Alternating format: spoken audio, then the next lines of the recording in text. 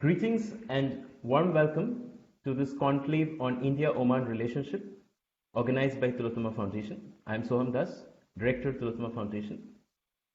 Tillotoma Foundation is a global organization working in the areas of international relations, financial, environmental, strategic, scientific, and defense policy. This conclave is being organized in association with the Embassy of the Sultanate of Oman in India. Let me thank His Excellency Mr Hamid Saif Abdul Aziz Al-Rawahi, Ambassador of Oman to India, His Excellency Mr Munu Mahawar, Ambassador of India to Oman, for being with us here today. Let me also thank the distinguished area specialists, Dr Waiel Awwad, Distinguished Advisor West Asia Tillotoma Foundation, Dr Meena Singh Roy, Head West Asia Center MP-IDSA, Professor Aftab Kamal Pasha, Professor, Center for West Asian Studies, Jawaharlal Nehru University, and Dr Sima Baidya, Assistant Professor, Center for West Asian Studies, JNU. We also have Ms. Abhirupa Dutta, Technical Coordinator, Tillotoma Foundation. We are glad to organize this very important conclave on the great potential of the bilateral relations between India and Oman. Let me now request His Ambassador Munu to kindly begin his address. So let me now request His Excellency Mr. Munu Mahawar, Ambassador of India to Oman, to kindly deliver his address at this conclave. Thank you. Am I audible? Yeah, thank you so much. Thank you. I wish Ambassador of Oman was also joining us soon. But let me begin by thanking the Tillotoma Foundation and the Embassy of Oman, Sultanate of Oman in India, for taking this initiative. This initiative has been taken on a very auspicious day. We just completed Diwali celebrations in India, and tomorrow the Sultanate of Oman will be celebrating its 50th National Day. So let me take this opportunity to convey warm greetings and felicitations to His Majesty Sultan Haitham bin Tariq, to the government and our Omani friends on this very special occasion. I'm also very happy to connect with distinguished experts from various institutions and think tanks in India. I really look forward to listening to their views and get some insights into the various facets of India-Oman relationship. The meeting, of course, is taking place as the world is still battling the corona pandemic. I must say that India and Oman worked very closely during this pandemic. We have worked very closely until now, and I'm sure our cooperation will continue even in the days and months ahead. We were able to, of course, support each other in dealing with the challenges faced by our respective nationals, in facilitating their repatriation. Government of Oman was extremely supportive of the Indian community in Oman, and from our side, we ensured that the supply chains functioned even during the COVID crisis. There was a supply of medicine also at the request of Government of Oman, and then we facilitated return of our health professionals who work in Omani hospitals in order to ensure that the health capacity of Oman is fully utilized. As far as India-Oman relations are concerned, I think most of you know our relations go back to several thousand years. They have always been very close and friendly, but in recent years, the relationship has evolved into a vibrant, multifaceted strategic partnership. I call it a full spectrum strategic partnership. We have close cooperation in virtually all areas, and this relationship particularly prospered and flourished under the reign of His Majesty Sultan Qaboos bin Said, and I would like to take this opportunity to pay our tribute to him. He was really a global statesman, and he was also the architect of India-Oman relationship. And we have no doubt, we are in fact very confident that our relationship will continue to grow, expand, and deepen under the reign of His Majesty Sultan Haitham bin Tariq. There is a strong desire on both sides, both at leadership level as well as at people-to-people level, to keep working together. Now, when we look at the context, India and Oman are maritime neighbors, so we do have common challenges. We do have shared interests, but most important aspect is that our approaches are also similar. We have convergent approaches in dealing with these challenges and in pursuing these interests. Both our countries are firm believer in peace and harmony. We seek friendship with all, and that's what really binds us closely together. We have had very close cooperation on defense and security issues. There is, there are regular exercises. Indian ships visit the region. They call on Omani ports. We have staff talks between our services. In general, the cooperation has been extremely smooth, and there is, as I said again, there is desire to further expand it. And given our similar approaches, there is belief on both sides that closer partnership, closer security and defense partnership between India and Oman is in the interest of both countries, but also in the interest of the Indian Ocean region and the wider Indo-Pacific. The economic cooperation and people-to-people contacts, these really provide the foundation for our relationship. As you know, there is a sizable Indian diaspora in Oman, and our links, trade links, again go back to several thousand years. So we have been doing business with each other, and we are pretty comfortable doing business with each other. There are strong complementarities between our economies. What India needs, Oman can offer, and what Oman needs, India can offer. And good to see our friend Ambassador of Oman back on the screen. Excellency, because of the short disruption, we slightly adjusted the program. So I was just saying that I had some technical issues. I think there is still a continuing problem on the audio side. Let me continue. Oman has, of course, launched a vision 2040, where it seeks to become a digital economy, a knowledge economy, and it has identified priority areas, and we believe that India can be a very strong partner in all those areas. Similarly, India has, of course, launched this campaign to become a self-reliant India, Atmanirbhar Bharat, where we are seeking investment and technology partnership with our friends and partners. And we see Oman as an important partner in our campaign for Atmanirbhar Bharat. And if you go by, the latest data, it indicates that India is going to experience a very sharp recovery. In fact, the process has already started, and by next year onward, India will again resume its position of becoming the fastest growing major economy. Really, there are huge opportunities for our countries to work together. Oman can benefit from India's growth story, and vice versa, as Oman moves forward on the path of progress and economic development. India can be a partner.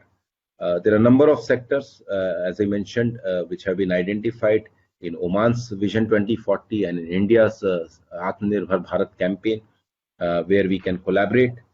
We can also collaborate in new areas, science and technology. I think capacity building, training are priority sectors, for priority areas for both our countries, and we see huge possibilities for us to cooperate. We are working already in these areas, but we can definitely scale up when it comes to digital technologies, space cooperation.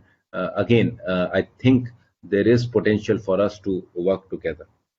So I would not get into each sector specifically, but let me conclude by saying that uh, uh, we do believe that the India-Oman relationship will grow and expand in the years ahead, and the most important reason for that is the convergence in our approaches, where we seek peace and friendship with everyone, and there are complementarities in our economies. So I have no doubt that the future of India-Oman relationship is very bright, and I once again extend very warm greetings and felicitations to all our Omani friends on the occasion of 50th National Day. And I thank Tillotoma Foundation for inviting me. I'll be happy to engage further. Thank you. Thank you so much, Your Excellency, for your very detailed presentation, and thank you for being with us here today. I request all the audience members and panelists and all the audience on Facebook, etc., to send in their questions. Our esteemed ambassadors will be pleased to address them at the conclusion of their speeches. I request Dr. Waiel Awwad to moderate such a discussion, and if the ambassador of Oman's connection is working well, he can deliver his address. Your Excellency.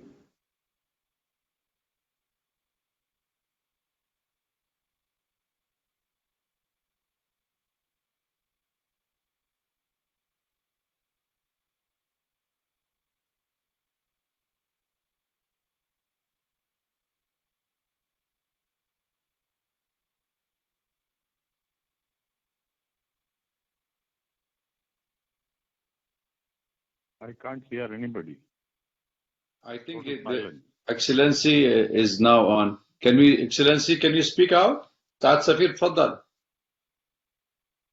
Yes, inshallah. Bismillah ar-Rahman ar-Rahim. Our friendly people and government of India, I convey greetings from His Majesty's government and the people of Oman, as well as we celebrate our 50th National Day. May God and His Majesty's celebration is impinged by sentiments of sorrow for the loss of Father of Oman Renaissance, the late His Majesty Sultan Qaboos bin Said. His vigilant eye did not miss a flaw in any side of the monument. May God grant His Majesty eternal paradise. The late Majesty fully dedicated his life, leadership, and vision to serve his nation. Indian relations during his reign enjoyed an exceptional boom in all the fields, and the successor, His Majesty Sultan Haytham bin Tariq, committed to pursue the policy and legacy of His late Majesty in strengthening the relation that already exists between the two countries. Muscat, Oman, had a fine deep water harbor and is located, which were also to Muscat's advantage over the trade of the Arabian region. Thus, by the beginning of the 18th century, the Omani Arabs came to predominate over the Arabian trade, and Muscat became one of the most prosperous entry ports for the Gulf trade. By the end of the 18th century, Muscat's trade became most thriving. India-Oman Treaty of Friendship Navigation and between India and Arab nations. India's strategic calculations is motivated by its critical maritime geographical location and its 1,200 miles long maritime boundary connecting it with the vital maritime routes that link up with Europe. In 1830, the Omani ship Sultana was built in the Mazagon shipyard in city of Bombay, 12 tons, was built in the European style and was equipped with 14 cannons and had square sails carried by 3 masts. Some modifications were later made to it in Bombay City and Matrah City, and it was a great piecework of craftsmen from both the countries. In fact, it also sailed to New York along with First Ambassador of Oman.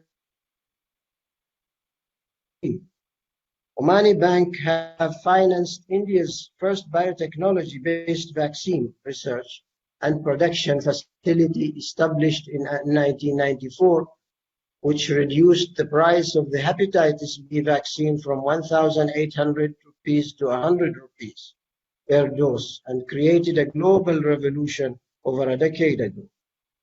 There are many such success stories, small and big, that have brought people of both friendly is determinant to its food security, which supplies wheat, rice, sugar, and other food products to the Gulf, Oman, and India, enjoys warm and cordial relations and linked by geography, history, and culture, which can be traced back 5,000 years, and to historical maritime trade linkages. The diplomatic relations between the two countries were established, and the relationship strategic partnership. The two countries stand committed to cooperate in various sectors, inter alia defense, maritime security, space, cyber security, energy, and renewable energy. There are about 700,000 Indians living and working in Oman as doctors and nurses, engineers, chartered accountants, teachers, and businessmen. Omanis come to India for medical dollars annually. Such is our trust in the healthcare institutions of India. Indians working in Oman remit over $2 billion annually to their country. The economic and commercial relations between India and Oman are robust and buoyant. Bilateral trade during FY 2019-20 was approximately US $6 billion. There are over 4,100 joined with estimated investment over $7.5 billion. The relationship and business interactions between the two countries have come a long way since they ever first made during the Indus Valley civilization. Today, the strength of the relationship could be rightfully attributed to the vision of both leaderships. As well, relations. The world today is witnessing unprecedented global health and economic situations due to the outbreak of COVID-19 pandemic. At this stage, a strong will and concerted efforts needed to overcome this crisis and to continue strengthen the joint relations between the two countries at all levels, especially at the economic, strategic, and defense level. Besides, to all Indians, I wish to greet my colleagues in the diplomatic and foreign community in India and Oman, as well as the large Omani community studying, living, or visiting India.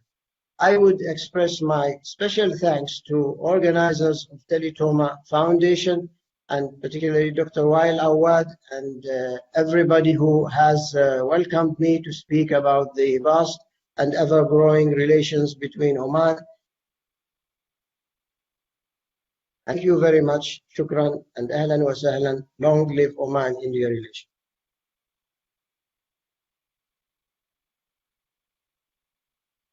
Thank you, Your Excellency, for your presentation. I now request Dr. Waiel Awwad, Distinguished Advisor, West Asia, Tillotoma Foundation, to kindly take the interactive session forward.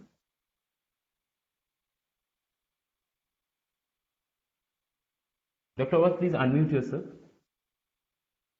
Thank you, Excellencies. Thank you for being present with us. It's an honor to have you on our foundation, and it's really interesting to listen to both of you from two different capitals, very friendly, very warm capitals that they have enjoyed historical relation between the two countries, not only this contemporary history, but I think the old bonded relation between the two countries is so strong that when sometime we speak of Oman, we always remember the Indian roots in Oman as well as in India. When I travel to Malabar and the South Indian Kerala, and I find the Omanis are settled and they are integrated themselves into the Indian culture. Having said that, I would say that the Oman for India, it looks like an international. It is a natural partner. It's a strategic natural partner for not only for the RIM initiative by India, but also for the ancient link, and could be the platform for India strengthening its relation with the Arab Peninsula. So there is a great chances of having this type of relation. My questions comes to the ambassadors before they leave, because I know they are very busy schedules, is that can we have the mechanism moved forward? Because what happening now, we can see that the relation in the Gulf countries are not very good these days because of certain differences among the GCC. But having this GCC relation and rift affected the relation between the two countries, and how to move forward, especially in two major issues that Oman wanted to see in India, Ambassador Munu. One is regarding the food security, and one is also regarding the port development by India. Please feel free to answer.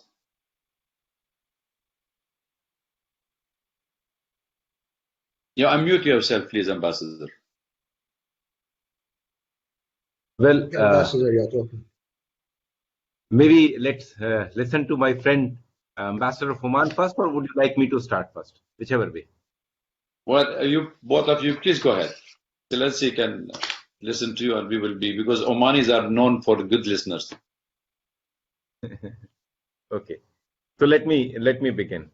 Well, first of all, let me say that the relationship between India and Oman, as I mentioned in my presentation, have been very strong always, and they continue to grow and strengthen. There have been developments in the Gulf region which have created instability, but I would say that India's relations with Oman have remained completely unaffected by that. Also because government of Oman itself, seeks friendship with all and has maintained relationship with all the countries. Secondly, we have multiple mechanisms, since you mentioned about mechanisms, through which we interact regularly, and we have always also had a series of high-level engagement. The visit by our Prime Minister to Oman in February 2018 was a major milestone when we really worked out a roadmap for the development of our relation. And since then, we have had a series of ministerial engagements. Our External Affairs Minister visited Oman in December last year. And just last month, in September, we had a meeting of the Joint Commission led by the Commerce Minister. So there are multiple mechanisms at ministerial level, at official level, through which we continue to engage continuously and explore new possibilities for cooperation. I would say that the relations between our two countries are really, something which both sides cherish and are determined to develop further. And in the broader sense, our vision for the Indian Ocean and the Indo-Pacific region has been summarized in Prime Minister's vision of Sagar, security and growth for all in the region. And again, we see complete convergence in the Omani thinking in this regard, and therefore it's really a good partnership which I'm sure we will carry forward. Thank you very much. Thank you. Thank you, Ambassador. Ambassador, please. Al-Rawahi. Hear me? Yeah. Yes, we can hear you. Yes. Thank you, Dr. Waiel. I fully agree. I fully agree what His Excellency has said. The relation between the two countries remained unharmed, unaffected because of what happened in the Gulf. And we all hope that this turmoil will be over soon. There are good signs coming. The relation between India and Oman will remain better.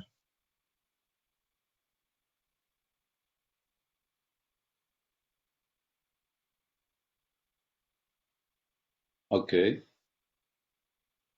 Yeah, Excellency, there is a question. Somebody asking is the Mr. Pranoy Kosambia is raising a question that any opportunities for collaboration in space research, exploration recently read about Oman ambitious to launch a satellite. Is there anything on the space cooperation between India and Oman?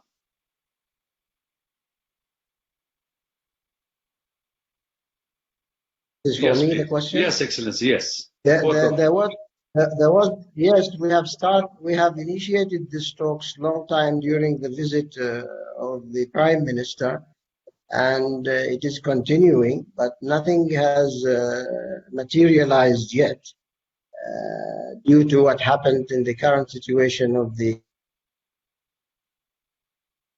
COVID-19. After this pandemic.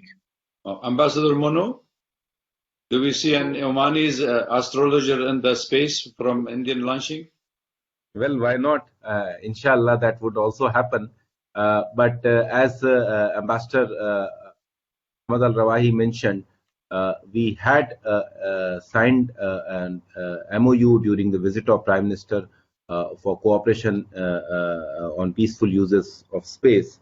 And since then, we have been engaged at official and technical level. India will be very happy to extend support, share its capabilities with Oman as Oman moves ahead on its plan. I think a few days back, it was the roadmap for the launch of the first satellite was also announced. So we'll be very happy to partner with Oman. And there was another sector which you had mentioned in your first question about the food security. There also, I would say that already there is a vibrant cooperation between our countries in that area. And COVID really demonstrated the resilience of our food security partnership. The supply chains functioned smoothly during COVID. Oman was able to source essential items, food, and other products from India even during the peak COVID lockdown period. And yes, there are ideas, there are suggestions. We are aware of Oman's aspiration to become a hub in the region for food security, and we do hope that some concrete cooperation will take place in that direction as well. Thank you very much. Before I conclude your sessions, I have one final question, and before I hand over the session to Mr. Soham. Excellencies, both there are questions raised about the think tank partnerships. I mean, we are lacking in India is the strategic think tank and dealing with the studies in Oman or the Gulf in general and Oman in particular. Is there any plan to have some kind of this kind of a bond of a partnership between think tanks? We can bring the academicians, researchers together and really come up with some kind of a foundation to deal with to move forward with the relation.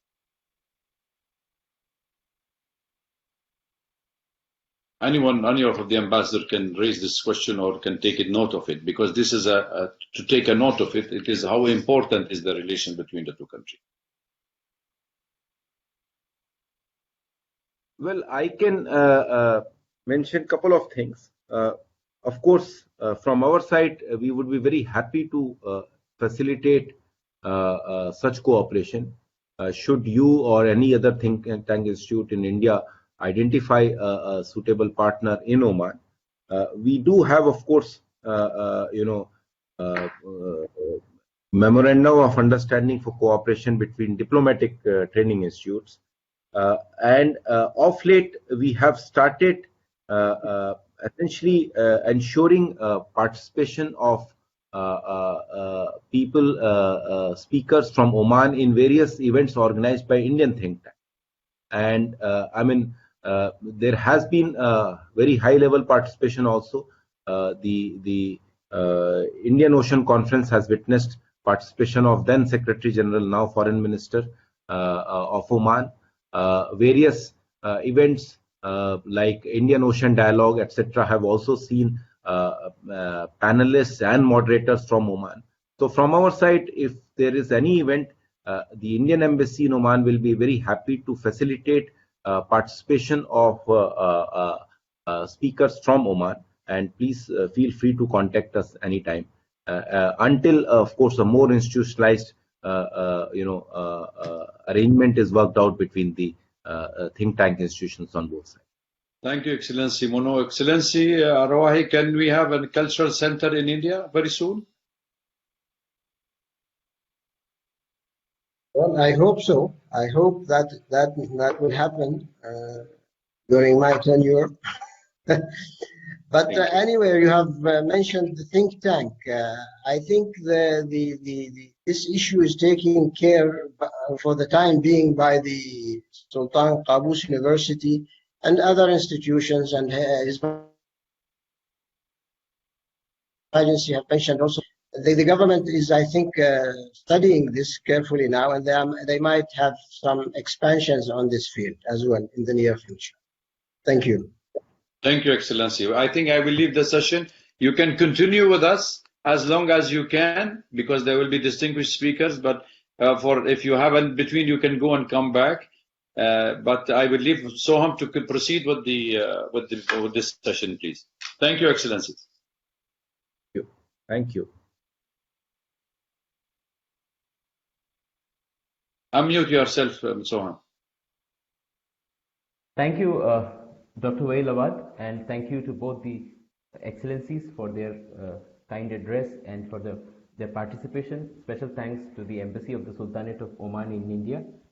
And I think I would make my small sort of presentation, because we are already sort of behind schedule slightly.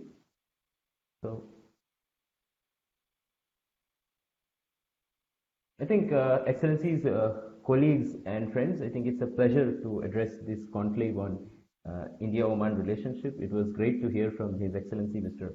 Hamid Saif Abdul Aziz Al-Rawahi, Ambassador of Oman to India, and His Excellency Mr. Munu Mahawar, Ambassador of India to Oman. I think the diplomatic relations between the two countries was established in 1955. The bilateral partnership was upgraded to the level of a strategic partnership in 2008. Former Prime Ministers of India, Shri Rajiv Gandhi, Shri P.V. Narasimha Rao, Shri Atal Bihari Vajpayee, and Dr. Manmohan Singh visited Oman during their tenure. Prime Minister Narendra Modi visited the Sultanate of Oman in February 2018. There have been several high-level visits to India from Oman side also. There has been a lot of investment ventures by Indian companies in Oman across various sectors and vice versa. A lot of Omani officials and other citizens have been benefited by the Indian Technical and Economic Cooperation ITEC program. I want to specially underline the importance of people-to-people contacts alongside the government-to-government and business-to-business contacts, and we of course discussed the partnership between think tanks and also the issue of cultural cooperation.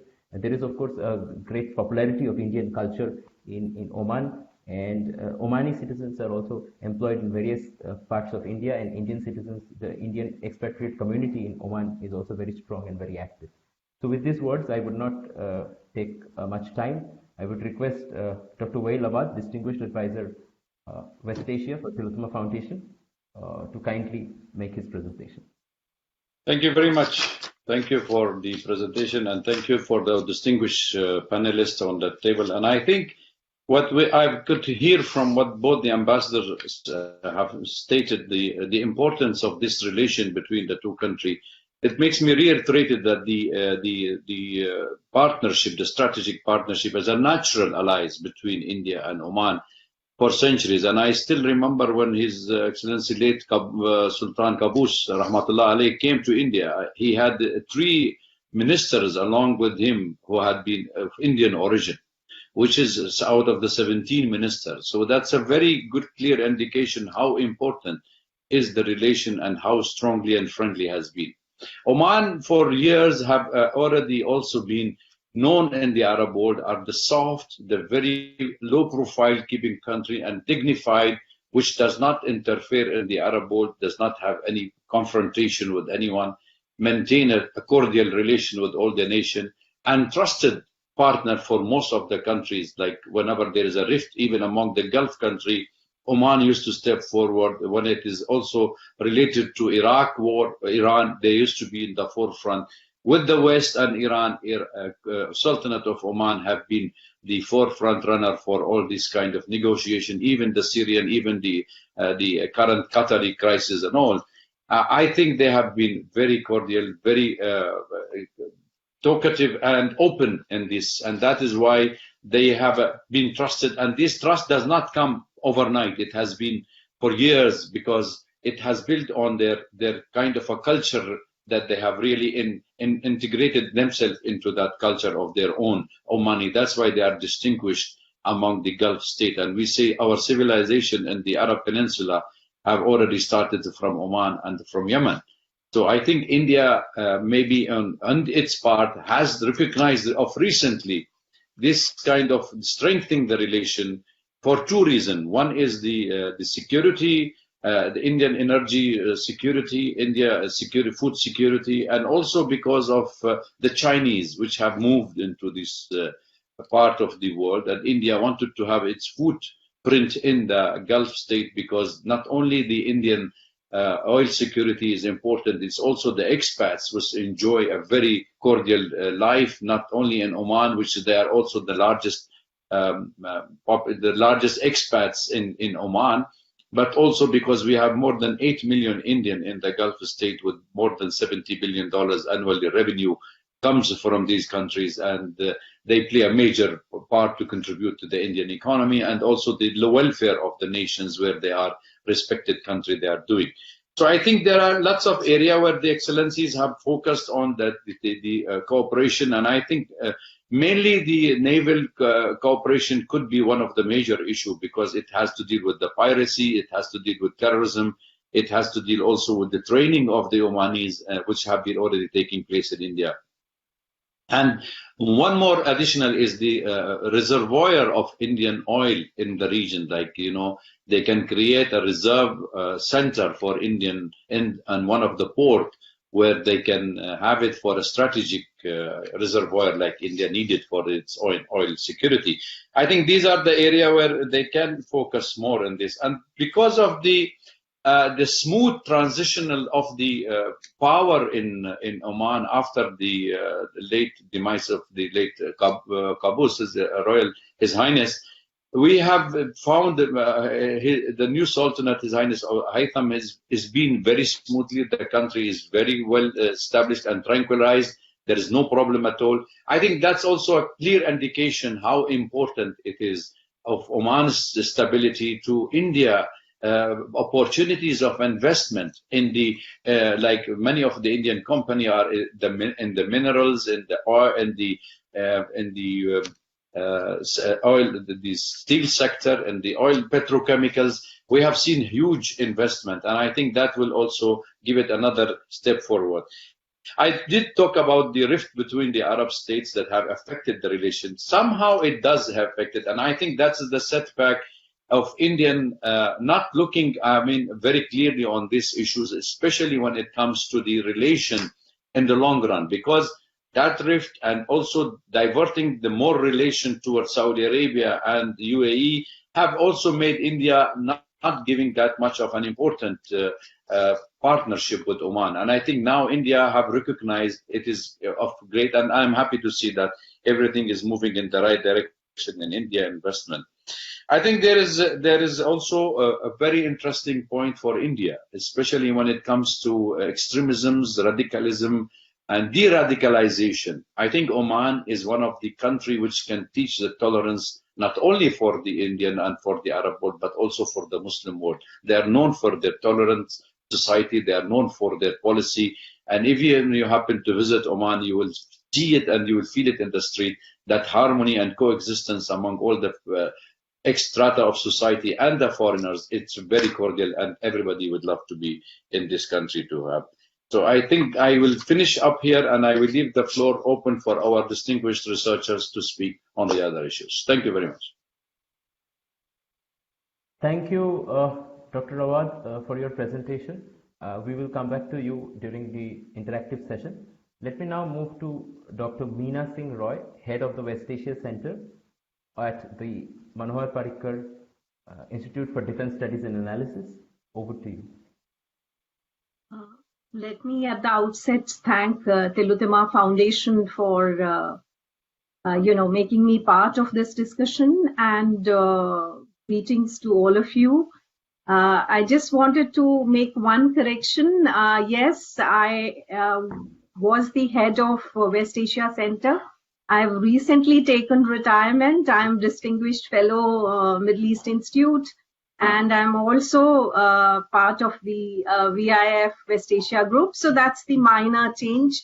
I've taken pension now from IDSA, but I'm still very much part of the IDSA fraternity, because the association has been so long, 24 years, and it goes on. I still work with my center. So this is the minor correction I thought I must. It's just I'm still in IDSA. I'll be here till January. So I thought I must make the slight correction as far as my introduction is concerned. But my love with West Asia and Eurasia continues. I'm still working on the issues. That's what it is. Let me come to the India-Oman relations, on which I've been invited to speak today.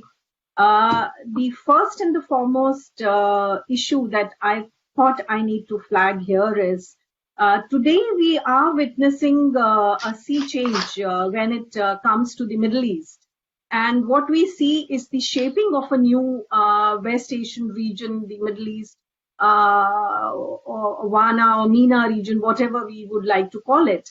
And just the few features that I thought, deserve some attention, not because, India-Oman relations are affected, not affected. We'll come to that point, because India-Oman relations are very unique in their nature. But, we need to, at the same time, navigate our relationship with the bilateral ties with each country, depending on how the West Asia is shaping up. Today, there are challenges, there are problems, and there are opportunities. The first point that I need to flag here is we see the new alignments and the regional power dynamics today in the region. We also see, military adventurism today in the region. There's a new arms race. Now, these are some few new realities which to look at.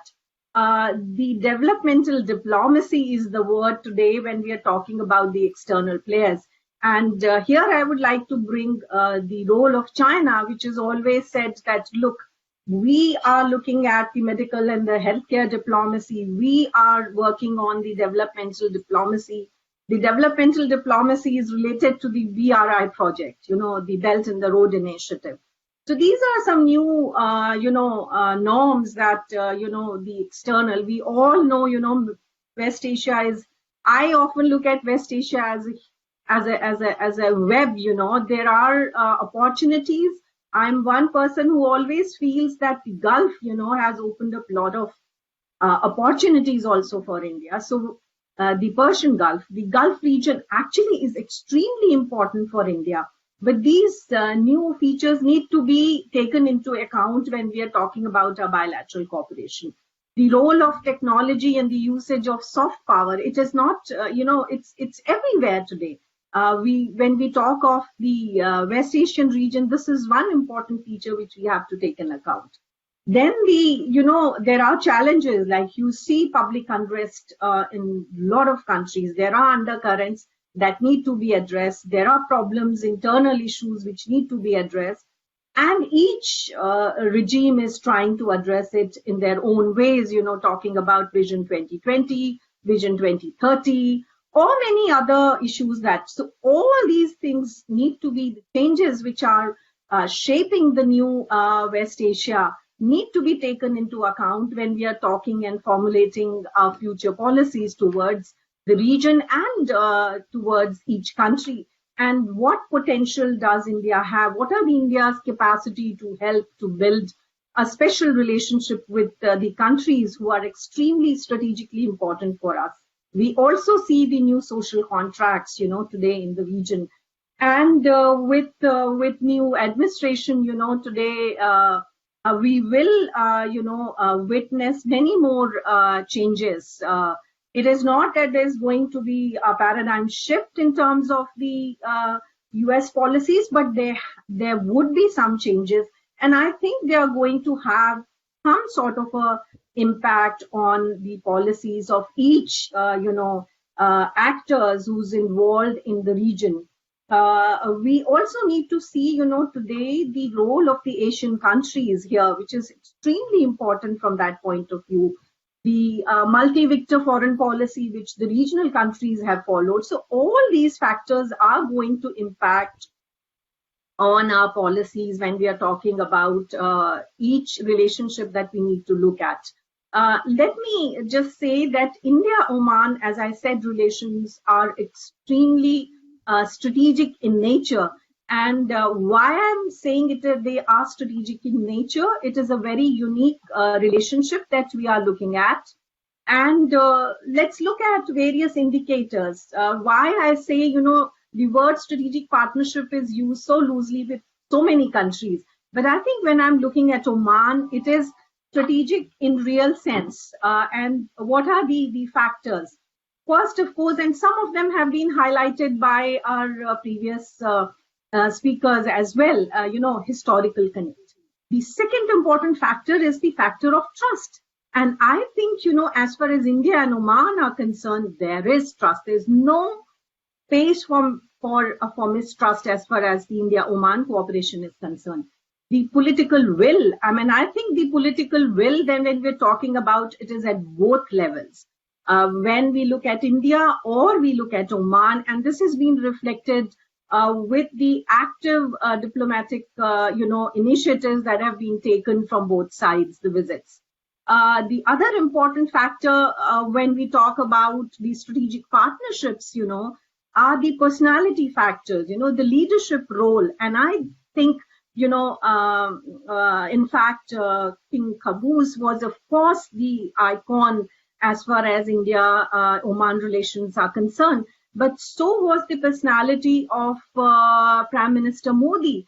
So if we take the leadership as, role and how they have been, very, very involved in terms of taking the relationship forward, that is the positive element. And even before that, I think India-Oman relations have been extremely important. There are certain relationships which are not publicized much, and they need to be greater, information sharing on part of the think tanks, on part of the various, people who are working, starting from the students to scientists to people who are involved in the tourist sector. All these, people can play a very important role. But the best part when we're talking about the strategic partnership is that each leader which is leading the country is involved in all the activities, and that too in a constructive manner. And I think that's the positive element between India and Oman.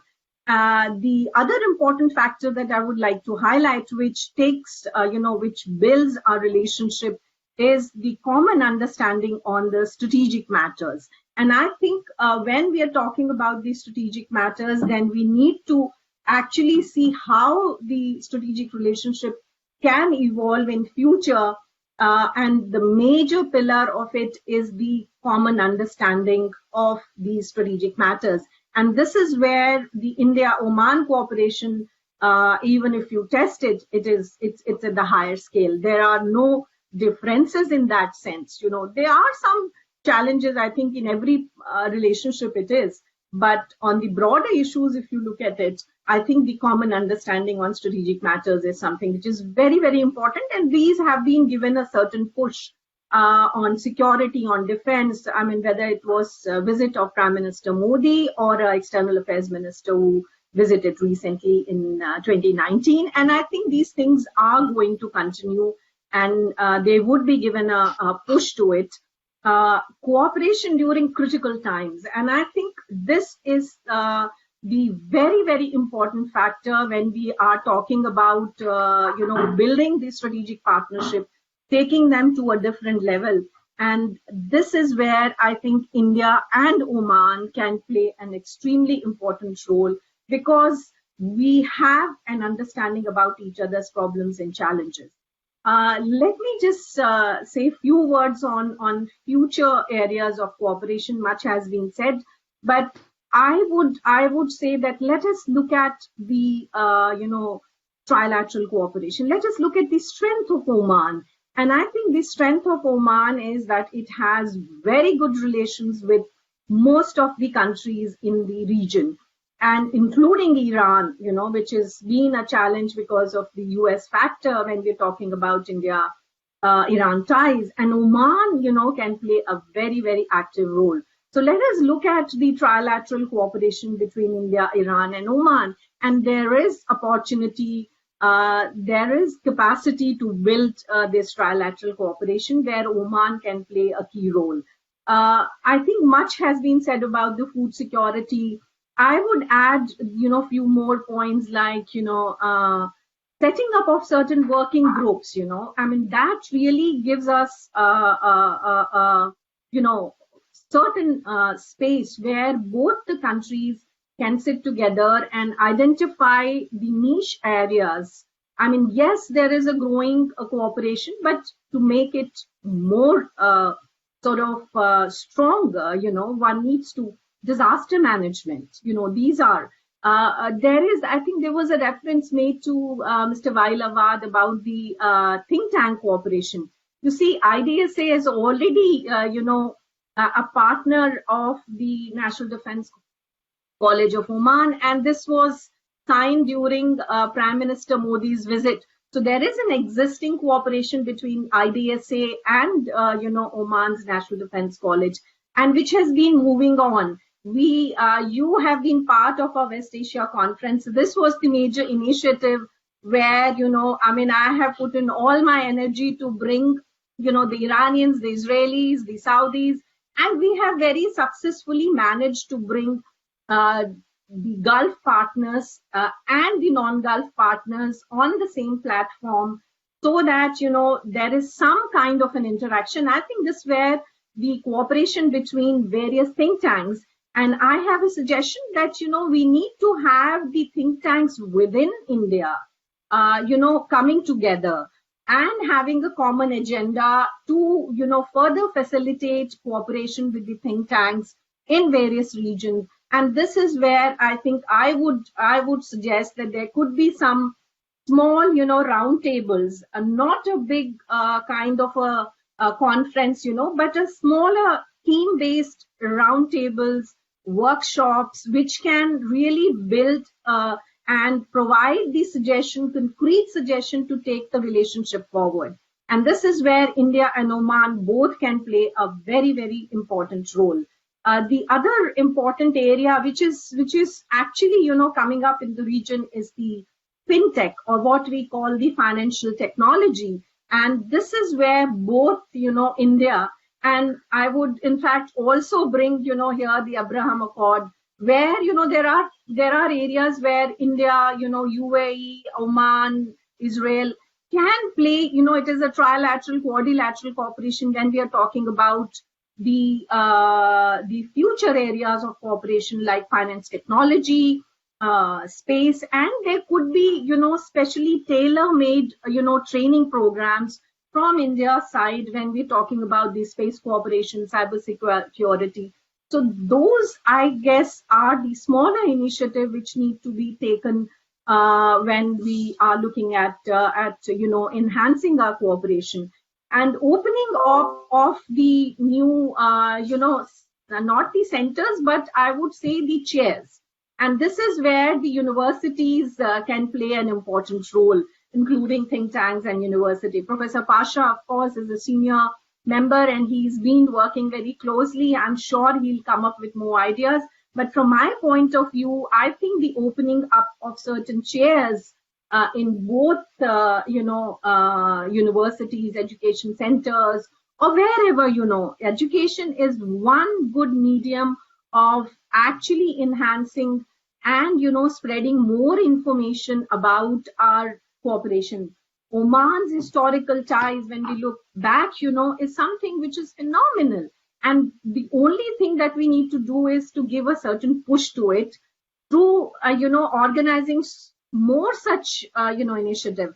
I personally feel that we can be talking about a strategic partnership with UAE and Saudi Arabia, but in real sense, I have always considered that Oman occupies a very, very special and unique space. Given the geography, given our past linkages, Oman becomes extremely important country for India. Now, when we talk about defense, security, maritime, I think there's been certain directives which are given at this moment, but there is need for more push. There is need of setting up more training, programs. Yes, we know the diplomatic, the foreign institute, there is an exchange. But what I would say is that, there could be, the numbers could go up. Even in our military institutions, like NDC or, our other institution, NDA, IMA. I know there would be, for this, there would be, you would need certain structural changes as well to accommodate more members. But I think those can be the priorities can be set and seen what India can, offer.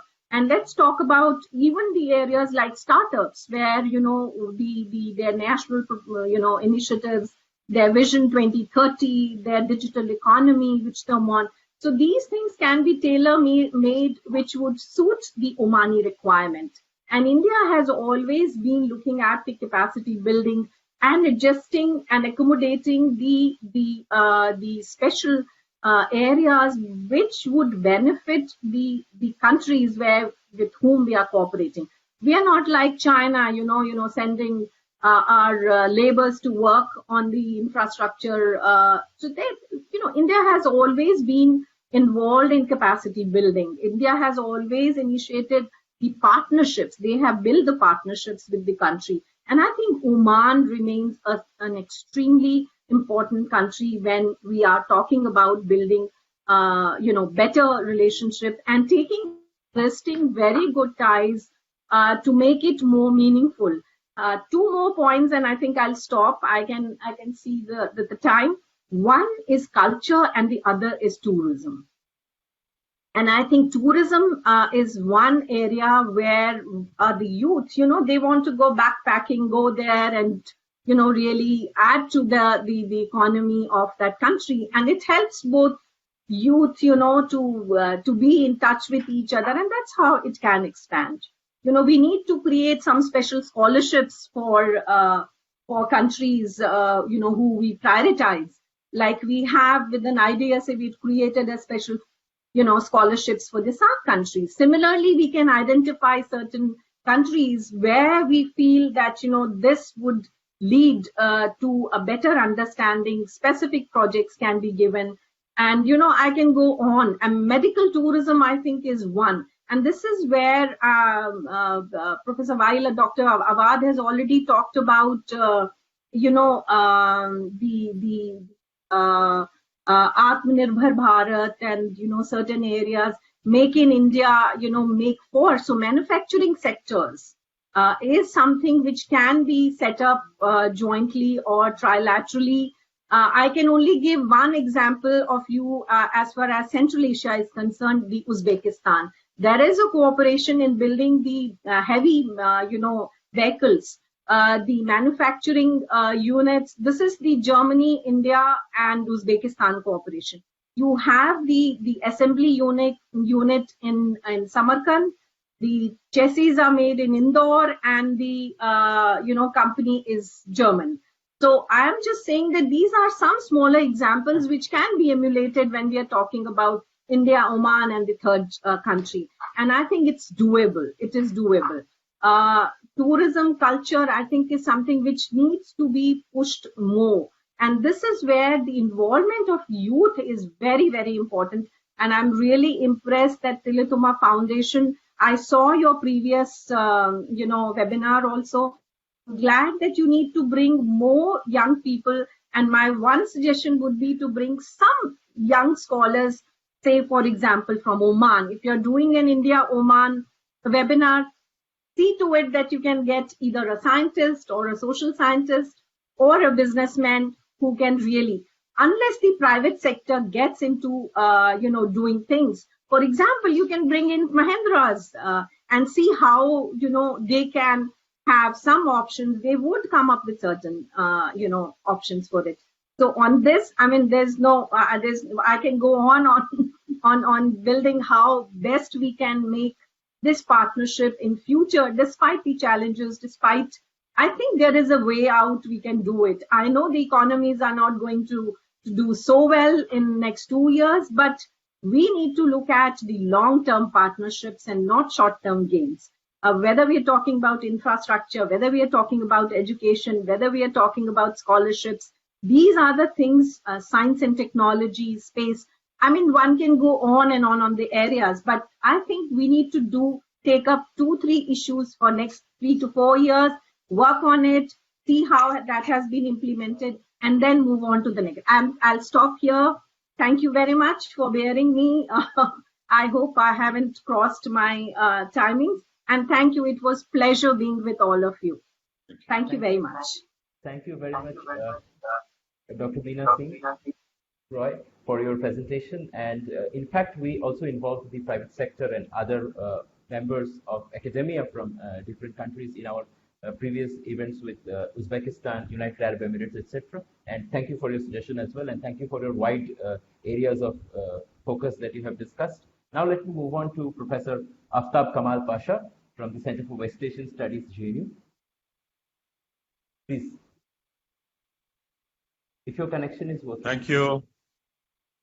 Yeah, thank God, finally it is working. First I was audio, and then I had to download the Blue Jeans. I'm used to only the Skype and Zoom, so I don't wear jeans. So it is something new I have to try out today. Thank you, Dr. Waiel, for getting us on this very interesting India-Oman conclave.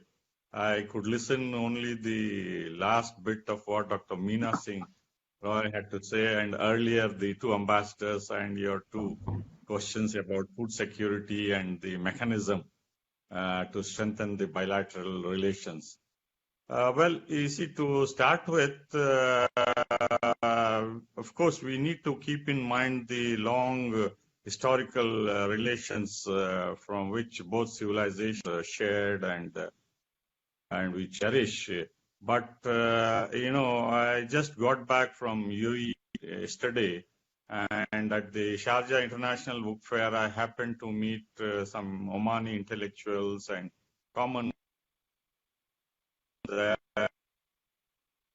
despite COVID restrictions. Two things strike out. One is the large young population Oman has, like India, and they are quite ambitious. They have a lot of expectations, not only from their leadership, but also with whom they interact as friends and strategic partners. And India definitely, because of the historical connections and the robust cultural relations, they look up to India with many more expectations. One I could flag here is what you refer to as food security. For them, getting basic rice and basic food items in times of crisis is a real botheration for them. what the Indian Council of Agricultural Research and other agriculture universities can do is look into this Omani expectation to become sufficient in food, if not in all items, but at least in the basic things which they are dependent on imports. They fear that any situation might disrupt this basic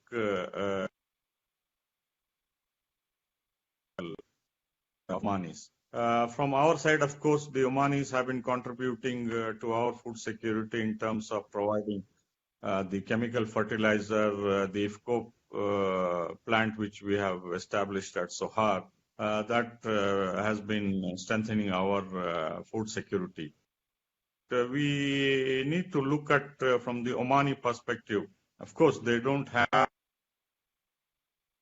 like India or other countries, but whatever have, I think we need to work much more intensively so that they become Atmanirbhar as far as food security is concerned. Although this word may sound something strange for the Omanis, but the food security is basic. The second one is this young population has rising expectations, as I said, not only from the leadership, Omani leadership, but also from how we focus on the Gulf region.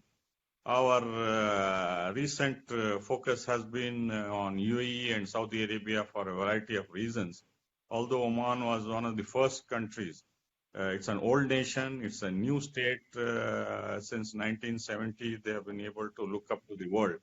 And one of the first decisions which the late Sultan Qaboos took was to support India during the Bangladesh crisis, much to the discomfort of its allies like Saudi Arabia, Iran, and other countries. Oman stood out single-handedly to support Mrs. Indira Gandhi in the 1971 war, the huge refugee crisis which we had. And since then, Oman has been consistently looking towards India on a number of issues. The late Pranab Mukherjee, when he was defense minister, had visited and signed a comprehensive defense cooperation agreement. The Omanis, they have two concerns. One is they fear that eventually the United States would withdraw or reduce its presence or support to Oman or the other Gulf countries. They've been importing weapons, but the kind of huge maritime boundary they have and a volatile neighborhood in terms of war in Yemen and the conflict with Iran and Saudi ambitions and so on and so forth. They need a robust defense and security partner. Just having few maritime exercises and some naval ships visiting, that's not a great comfort for the Omanis. So in that way, we need to look at it much more seriously what the Omanis expect. We may not be able to provide what all the Omanis have with the Americans, but at least being closed-door neighbor, we need to look at it much more seriously. What is it exactly that the Omanis expect? Unlike the Saudis who invited the Pakistani soldiers during the 80s because of the Iran-Iraq war, the Omani expectations are very different, and I think we have to seriously look at it from a new perspective. The third one is, if I'm exceeding the time limit, just wave your hand. I will stop Dr. Waiel. The third one is, you see, in the economic field, Oman is not as rich as its neighbors like Saudi Arabia and UAE in terms of oil revenues, etc. They have modest oil and gas, but the work culture is very different. Omanis, I've seen them taking up jobs in all sectors, from bus drivers to taxi drivers to teaching, infrastructure, etc. There is this desire to acquire skills by the Omanis. We need to go into this aspect for generating skills there, whether it is more engineering, medical or other educational institutions. Scholarships, of course, few thousand will benefit. But what the Omanis are looking forward is setting up of institutions, educational institutions, which will train the Omanis to acquire skills on a large scale, because the young population needs or desires to acquire skills, whether to be a doctor, engineer, or a teacher or a nurse. They have this burning desire to acquire skills, staying there itself, and contributing to the economic development of providing jobs to the Omanis. One of the speakers talked about, or even all three, medical tourism. Few 100,000 Omanis, the senior ones, come to Bangalore, Pune, Bombay, or Chennai for medical treatment. But the problem is the Omanis have very close family relations. Not many people can accompany the elderly or the sick who come to India for treatment. It's expensive for them, not only the treatment, but also staying in a well-furnished accommodation or bringing one or two relatives, airfare, so on and so forth. So if we can help them in the medical field by setting up what we have, the All India Institute of Medical Sciences Institutes, couple of them in Muscat or Salalah or Sohar or Dukam or various other places, that will go a long way. So in the field of medical science also, Omanis expect much more help, not just the doctors who have gone there, who earn fabulous amounts and sent back to India, as the ambassador mentioned, the amount of remittances. But more and more Omanis would like to become doctors, specialists, nurses, and medical team, and have the kind of facilities which neighboring Dubai has built up. Of course, largely staffed by the Indians. If you go to Salalah, there are very few medical facilities there. They have to come all the way from Dhofar to Muscat, and even in Muscat, it's limited. Because, of course, they started very late, but we need to look into these key aspects of medical requirements and also the software. Most of the youngsters would like to have skills in the frontier areas, and very few Indian companies are looking towards Oman. The issue of resources, of course, is a major factor. UAE and Saudi Arabia have much larger resources, but in terms of human resources development, we need to focus much more on Oman, because the working culture is very similar to in India. They are hardworking people. They are not like the other Gulfis who would like to be in the job and disappear. So this work culture is extremely important for us to analyze how best we can help the Omanis in the acquisition of the skills, so on and so forth. Yes. My time is over. If you could kindly. Okay, I stop. Thank you so much, Professor Pasha, for your excellent presentation. And let me now move on to Dr. Sima Boito, Assistant Professor at the Center for Vegetation Studies, Jawaharlal Nehru University. Could kindly begin. Please unmute yourself, please. Good afternoon. Is it echoing? Dr. Awwad, you can unmute yourself. We cannot hear you. I think you should, Dr. Sima, just unmute one of your, or reduce the speaker from your side. Maybe you are hearing the audio. Yeah, we are hearing it twice. Is it okay? Yes. It's okay. Good afternoon. But I can't hear myself. We can hear you We can clearly. hear you. Okay, I'll just. Okay, some technical problems. Okay. Good afternoon, Mr. Soham Das, Director of Tillotoma Foundations, and Dr. Waiel Awwad, Advisor to the Tillotoma Foundation. Thank you very much for organizing this conclave and inviting me. It's a pleasure to be here, and all distinguished speakers. Here, I want to focus on something else which other distinguished speakers just touched upon. And it is, I must say that it's a much neglected aspects in India-Oman foreign relations. As we know that Oman's worldview is different, and Oman's foreign policy approach is also different. Oman's foreign policy is more reconciliatory, and we can say that it's gradual but more effective.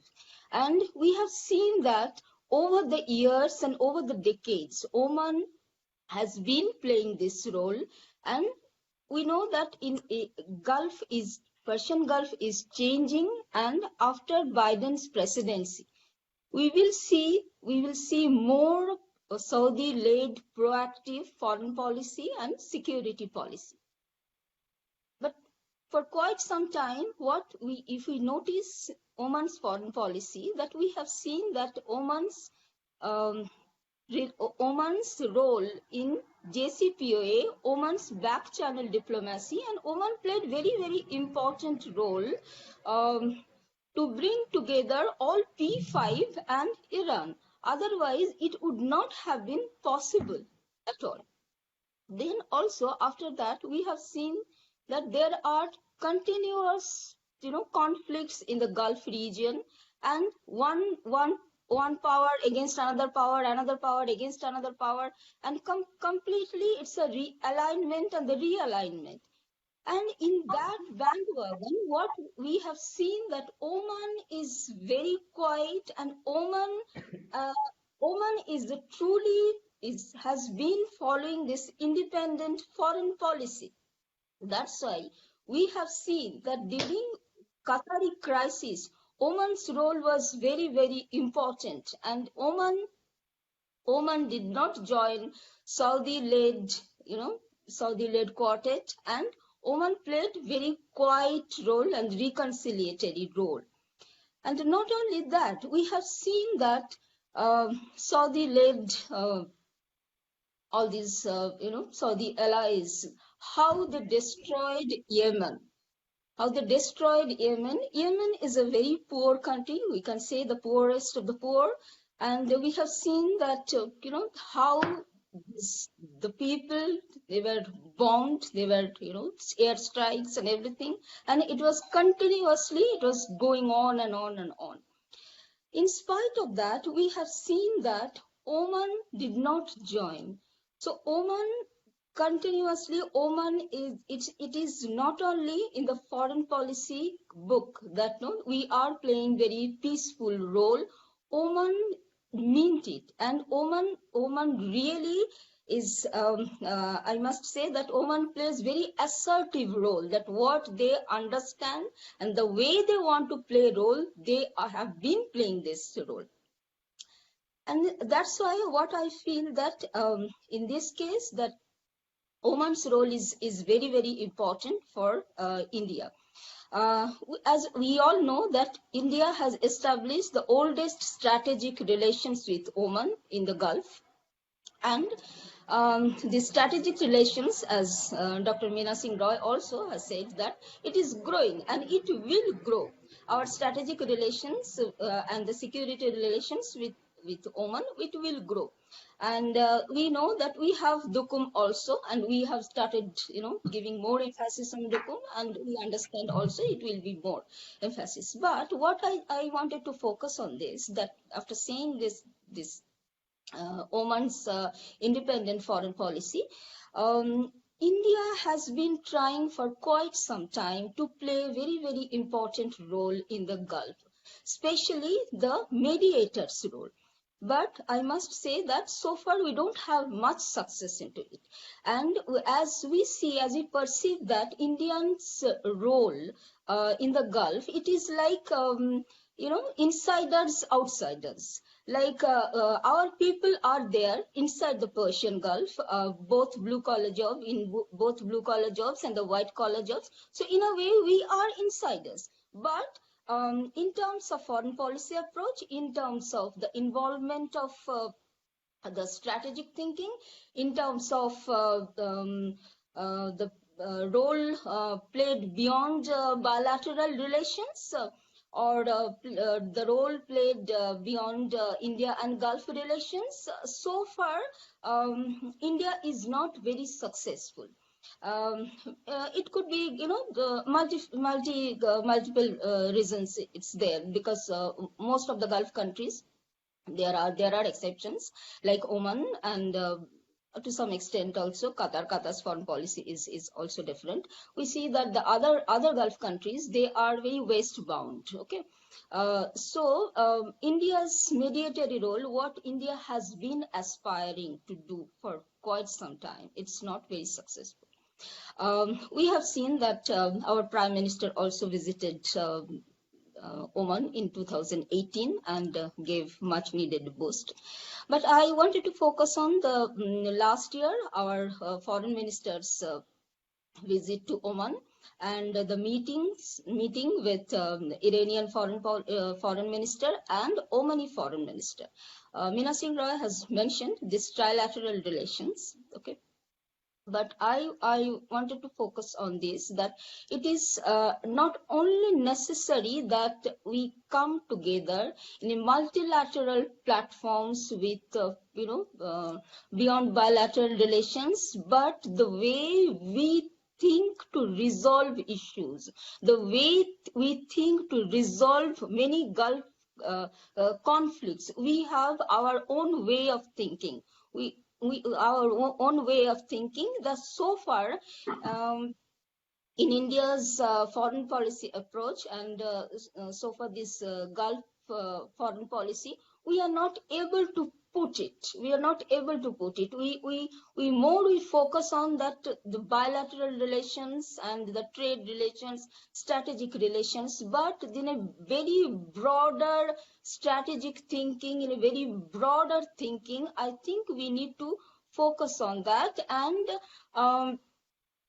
in a way that Oman could be a partner for us. Oman could be a partner for us to to put our thinking together, because the other these ambassadors, they also talked about this convergence of thinking and convergence of approach, or if we put it in plural terms, approaches are very similar to that, because so far what we are pursuing, and of late it is more constant for us, that even if we talk about that India needs to maintain a balance, and we are good at balancing, but so far what we are noticing, that India is not good at balancing. What I mean to say is this, that in the Persian Gulf countries, that we need good relations with all the countries, but not at the cost of other countries. We need Saudi Arabia. We need Saudi Arabia's oil. Our people are there in Saudi Arabia. We also share Saudi Vision 2030, but not at the cost of Iran.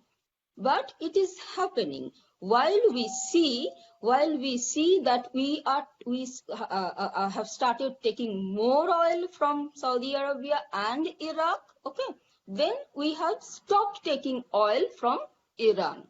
Because we know, even if we are saying that we want to balance it, but so far we have failed to balance it, and in that way, Oman is a very clear example to us that how to balance it and how to become very assertive without spoiling any relations with any of the countries. Okay, because Oman's mediatory role, it is well accepted, and it is not only important for the regional peace. Oman's mediatory role is very, very important for world peace as well. So I think that India could be a partner of Oman, and both India and Oman can work together to follow the independent foreign policy, to become very assertive, and to have a good relations with all the actors in the Persian Gulf. Thank you very much. Thank you, Dr. Baidya, for your presentation, where you highlighted a number of important areas. I think we can have further discussion on that in the interactive session that will happen now. So first of all, Dr. Awwad, would you like to respond to some of the questions that I sent you? Please. Yes, I think, thank you, Mr. Soham. I think there are a couple of questions which have been raised, which is related to the education sector. And I think Dr. Sima and Dr. Meena have already talked about it. And I think both ambassadors, excellencies, need to take it forward, because there is a huge potential in this field. And I'm sure the Omanis themselves are also online of educations, and they are very strong in this. And I have seen the Omanis being more dependent on other sectors than the petrochemical sectors, and we have seen them in the field of education, in the field of research. They are excelling, and I think India is a good platform to help. And also, Dr. Meena did mention about the foundations, and also about the linking with the IDSA. That is there, but I think it is still lacking. India is a huge country. India is a very big and very potential. And I think the link, we are not giving it. It is really dues. It has been neglected for years, and we always talk more than we do. So I think now, with such people, distinguished guests, and everybody, and ambassadors' keenness and getting something to move forward, I'm sure we will be able to help in this regard. And I'm sure Professor Pasha also do see the links and do see the importance of this relation. Yesterday he arrived from UAE, but he knows that Oman is one of the countries that have not been involved with any war, never been provoked any war, and always call for a calm and a dialogue. I think that there has to be time when we have to recognize in both countries the importance of this, not only for the Arab-India relation, but I think for the Persian Gulf, for the rest of the world to learn from this relation. Thank you, Soham. Thank you very much. I think to Dr. Singh Roy, I think one question can be that, regarding particularly that there is a great strategic partnership between India and Oman, and there is joint defense drills, etc., both in the naval sector as well as in the armies. So I want to go to that, but before that, I want to ask about the strategic connectivity. Oman, India, they're all part of the Ashgabat agreement, whereas you're also an expert on Central Asia and how Oman sort of helps us in our connection to Central Asia. So if you could elucidate further on that and what great potential we can have. Thank you for the question. I think, you see, when we are talking about connectivity, connectivity has always been a long-term, project. And that is where I said, when we talk about our Eurasian Connect, through, we are, locked by the Pakistan's, not letting India have an access, which is the shortest and the best connection to Central Asia and beyond. And the only two options we have is one through Iran and the other one is through China. Now, there's a lot of trade which is happening through the Chinese port. For example, marbles and all for construction, they do go through Chinese ports to Central Asia. But here, whether we are talking about the International North-South Transport Corridor, whether we are talking about Chabahar connectivity, I think the point which I was making, wherein Oman can also play an important role, is the trilateral cooperation that we are talking about. And that is where, the potential lies. Now, as an, researcher and as an, think tanker, we can only provide those options.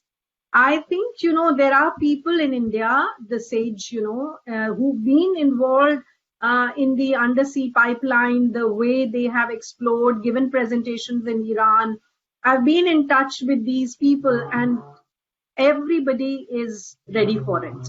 The first is the viability, which is there. Second is, the major problem that came in was the involvement of the private sectors in these connectivity projects, where Iran becomes a part of it, the US becomes a factor.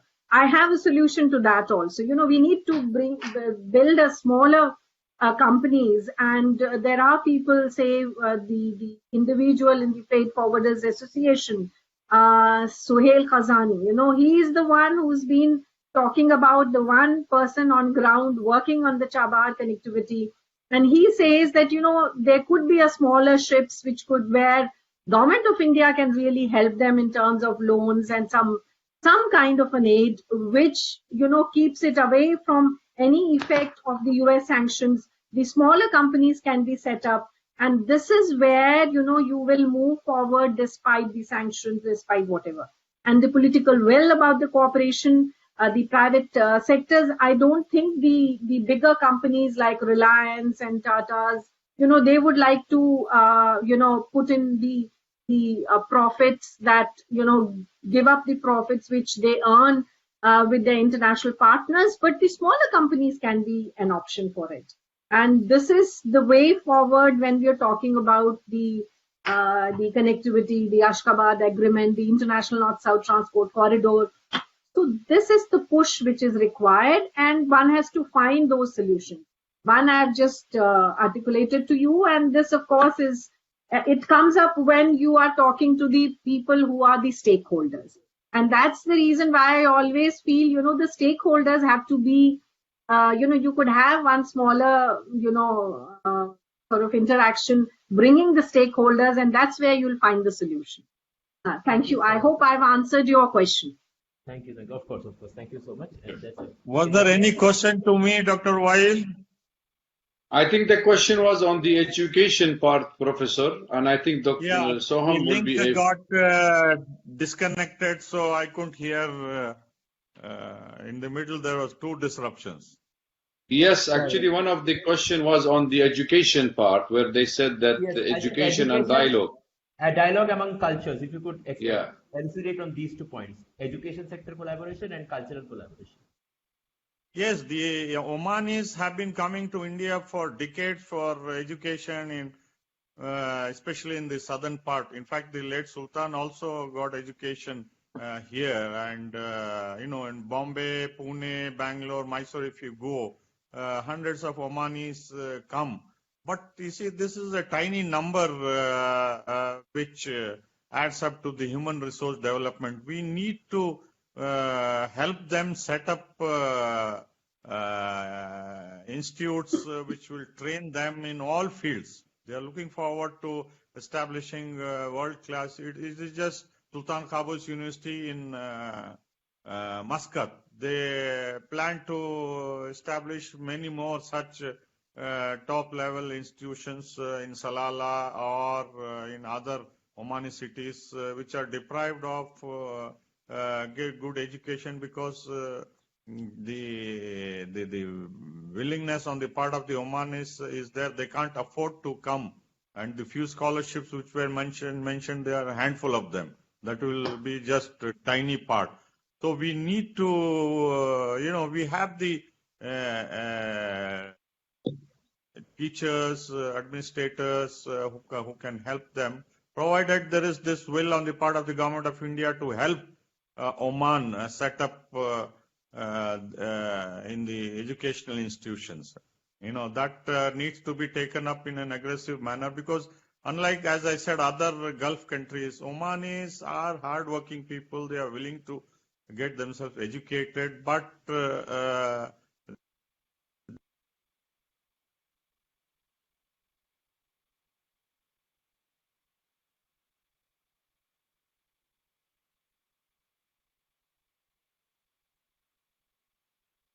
You lost connectivity there. Setting up of world-class institutions, at least in the educational field, we can do a good job. We need to be much more generous to the Omanis in terms of education, which includes engineering, medicine, social sciences, and basic skills in a big way, if not in space or satellite launching, that is the super specialization. But at least in the basic level, we can and should in the computer field, information technology also. It's a vast country. They don't have a good network in remote areas, in the mountainous areas, or the regions near Yemen, or the desert towards Saudi Arabia, or even in Burma Oasis area. So we need to look at the vastness of the country and the requirements of that, and begin to focus, if not in all the sectors which all the previous speakers have mentioned, focus on one and see how deep we can go, how well we can contribute to the development of the economy. Because education is something basic which will propel the country to expand in all available fields. So I would focus more on setting up more institutions like IT or agriculture university, medical universities, which we have. I think Omanis would be very grateful if we can share our expertise in this field, if not in space or nuclear technology and defense.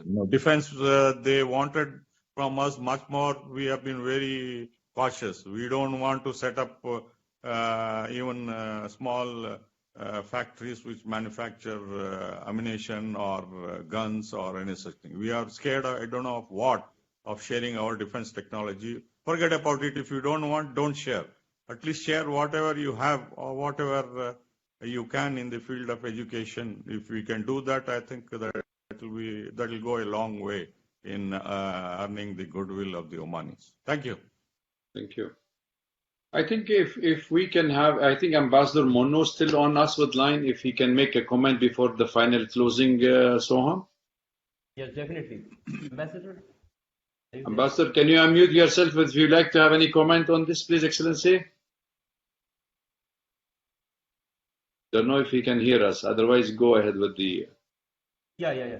I think one question, I was thinking that I think we can discuss the question of the role of GCC in part of the India and Oman relationship. And I think presently India is the second trading source after GCC for Oman. So how does the relationship between Indian companies particularly are looking to invest in the different GCC countries and the challenges they're facing? I think financing is one issue. So if the speakers could elucidate that, maybe we can begin with Dr. Baidya. Dr. Sima, unmute yourself, please. Yeah. I think many Indian companies are there working in Oman. So I must say that so far trade relations are concerned, and then companies are working in Oman and many other Gulf countries. It's a flourishing relations. Okay. And I would like if you could also comment on particularly on the GCC, the role of the GCC, even political relations. How does the India-Oman relationship also go into the India-GCC relationship? As I told earlier also in my presentations a little bit, that we have to maintain a good relations with GCC countries. There is no other way out.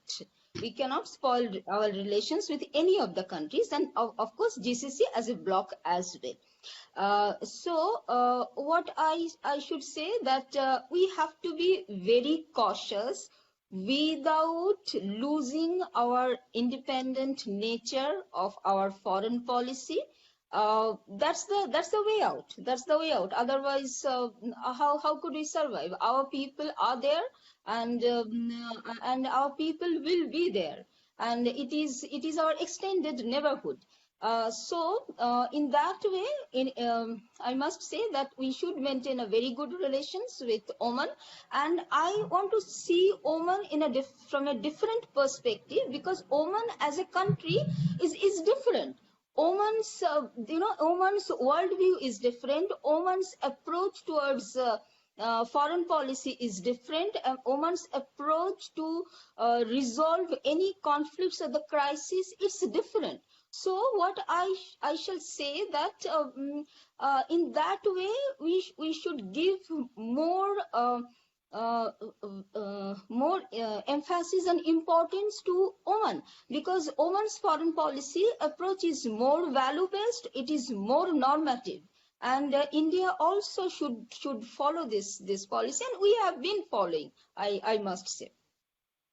And yes, you are talking about these companies. Yes, our companies are there, and our companies are doing well. And we have many joint investment projects with Oman, and I think we should continue with that. And it will grow. It is growing. It will grow more. Thank you so much, Dr. Singh Roy. Well, since you spoke about the role of GCC, and what I understand from your question is you want to know probably how the role of GCC as a unit can help build India-Oman ties. Am I right? Yeah, and vice versa. Okay. So from my point of view, I think as far as India is concerned, India has very good relations with all GCC countries, number one. But you cannot avoid the fissures, like GCC is divided today. There are problems and challenges, and one, such, I would say, approach which India has already taken, because you always as a nation look at from where you will get the maximum. Private sector will not go unless there are profits. Private sector will not move on unless there is a proper, environment which will benefit them.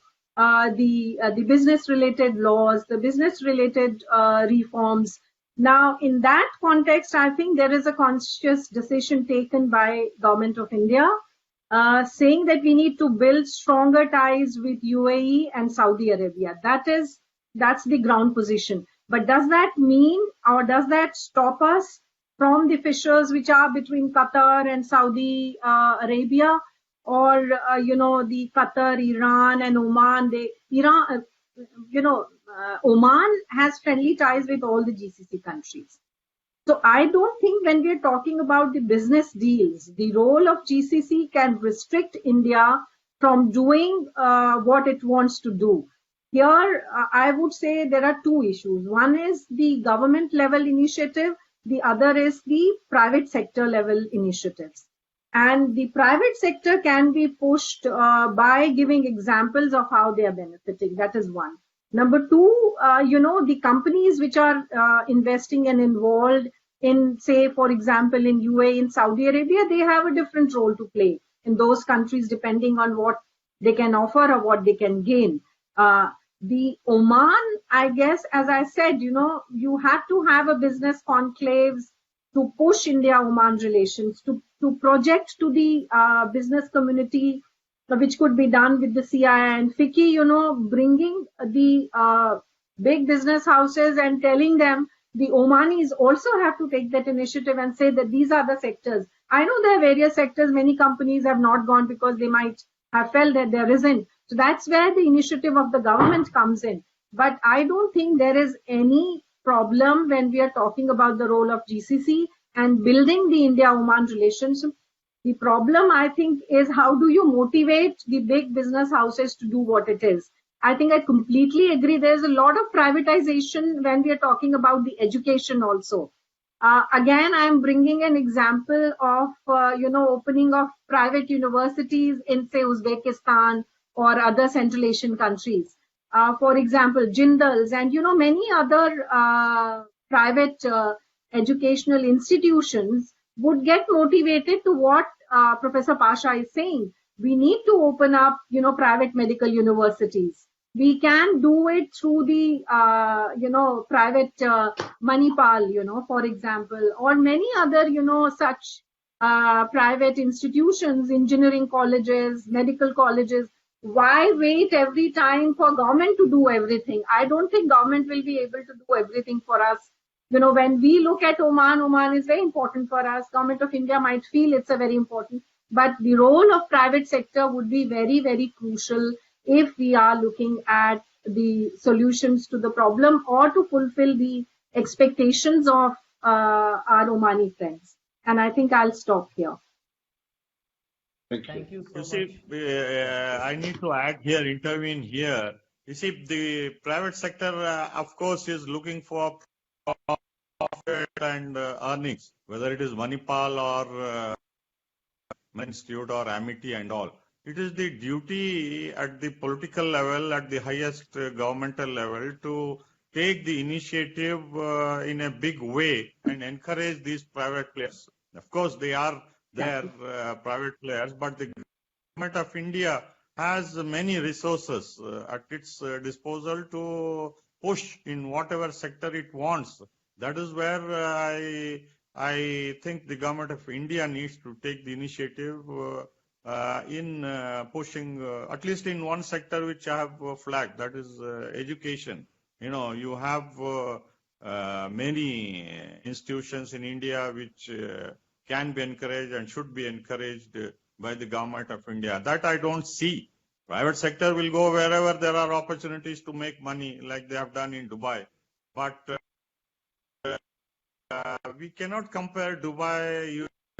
So different. With the resources they have, we need to be much more generous. You know, not become like the private sector. So I would still urge that the Government of India should look towards the strategic partnership in the areas the Omanis desire to have cooperation. You know, if not strategic and space and all, the education is something basic in which we can and should share, and that will open up the entire Omani economy. Regarding the political GCC, you know, it is more or less, you know, now with the sharp differences between most of the members on Yemen, on Iran, on Syria, Turkey. See, that is the ambitious agenda of the GCC is virtually written off. Now it is all bilateral. So I think we need to focus bilaterally as far as GCC is concerned. There is no macro. Even the free trade agreement GCC, it is being talked about for the last 10 years. I don't think there's any future. And the foreign minister of India has said, you know, he doesn't have any faith in this kind of free trade associations, so on and so forth. So we need to focus bilaterally, which we have been doing, and strengthen the bilateral relations in one or two fields wherever we feel comfortable. You know, we may not do in the nuclear field or space field with Oman. They don't have that kind of expectations also. But in the reasonable areas of education, health, medicine and infrastructure, we need to push the governmental interest also. Private sector will go, of course. The Yusuf Alis will go and establish Lulo supermarkets everywhere because they can make profit.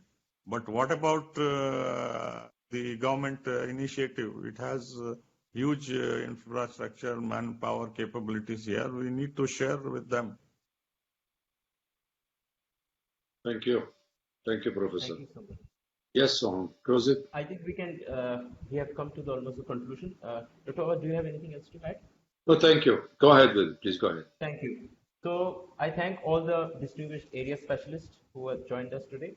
Dr. Meena Singh Roy, Dr. Sima, Dr. Waiel Awwad, Professor Aftab Kamal Pasha, and of course the two distinguished ambassadors, Ambassador of India to Oman and Ambassador of Oman to India, and of course the Embassy of the Sultanate of Oman in India. So thank you to all, and we conclude this session. Thank you very much. Thank you, everybody.